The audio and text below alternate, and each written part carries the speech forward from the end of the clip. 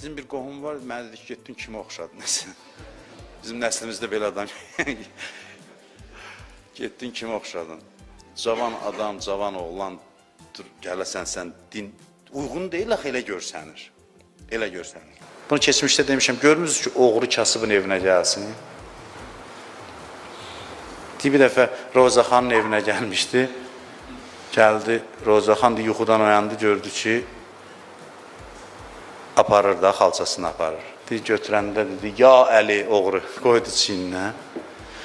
O dedi, hara aparsan onu, bir ömür ya Hüseyin deyib yığmışam. Bir dənə ya Əli ilə indi aparmaq istəyirsən.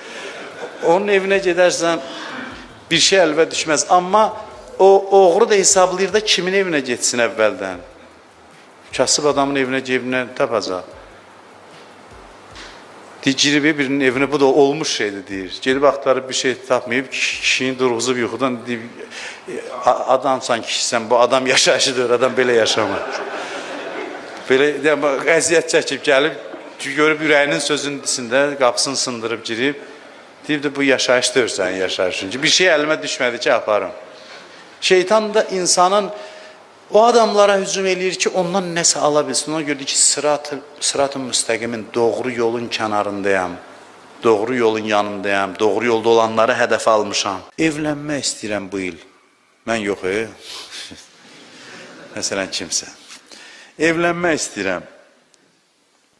Eşidərlər sonra. Evlənmək istəyirəm, niyə?